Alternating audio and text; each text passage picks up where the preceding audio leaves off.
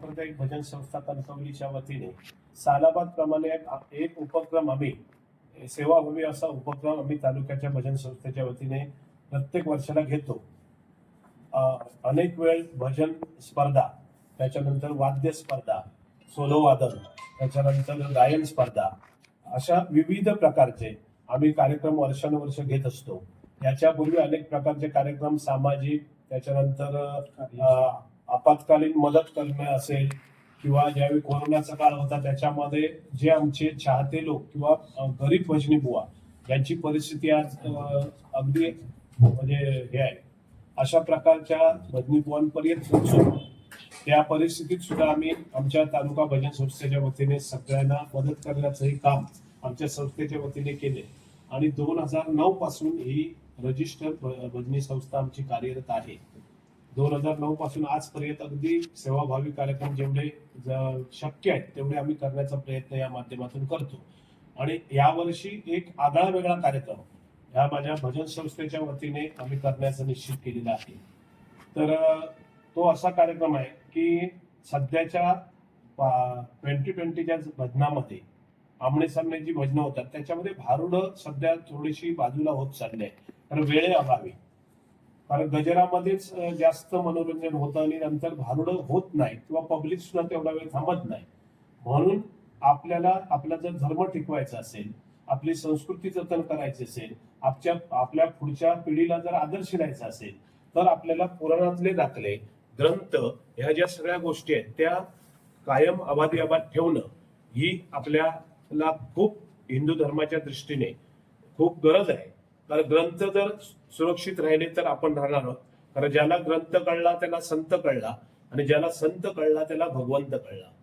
आणि म्हणून ग्रंथ आणि पुराण ही खूप महत्वाची आहेत आजच्या पिढीला. आणि माझ्या नवीन सर्व भजनी बुवांनी सुद्धा त्याचा आदर्श घ्यावा. भारुडाची त्यांना सुद्धा आवड निर्माण व्हावी, पुराणाची आवड निर्माण व्हावी. मग रामायण असेल, महाभारत असेल, शिवलीला अमृत असेल, गरुड पुराण असेल, गणेश पुराण असेल, अशा प्रकारचे अनेक ग्रंथ आपल्यामध्ये आपल्या धर्मामध्ये आहेत. आणि त्याचं प्रसार माध्यम म्हणून आम्ही भारुडाच्या रूपाने एक एक कथा प्रत्येक भजनी बुवा लोकांसमोर मांडत होतो आणि ती लोकांना आवडायची. कारण माझं किंवा प्रमोद हरियान बुवा आणि मी आमची दोघांची भारुडं ऐकायला सकाळी 5:30-6 वाजेपर्यंत लोक उठलेली नाही.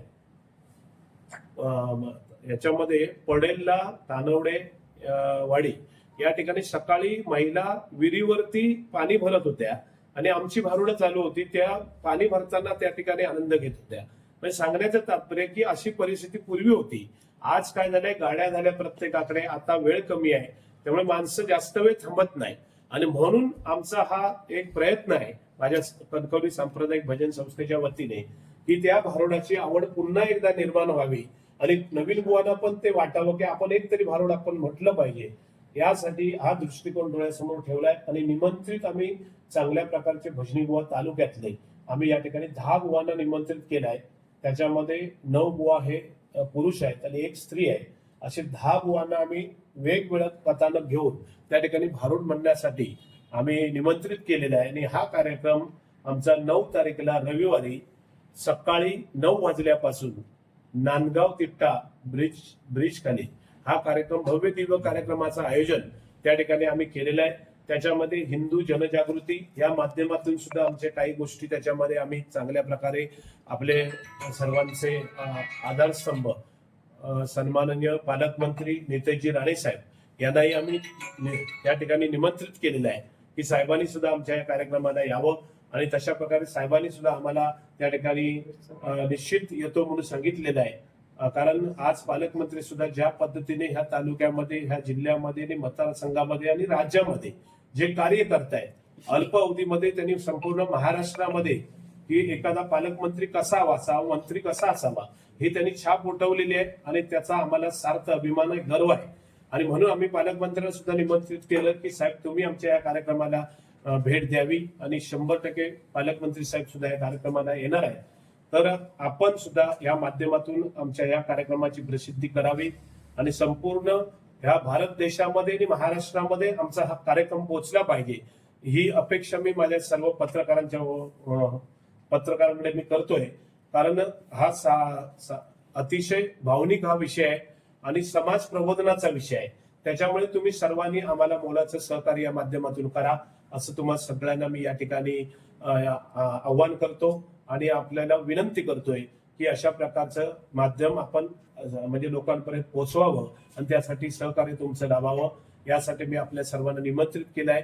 माझ्या या ठिकाणी वाक्याला तुम्ही मान दिला आणि मोठ्या संख्येने माझ्या तालुक्यातील सगळे पत्रकार आपण या ठिकाणी उपस्थित राहिलात. तुमचे सगळ्यांचे मनापासून मी या ठिकाणी आभार व्यक्त करतो आणि इथेच थांबतो. धन्यवाद.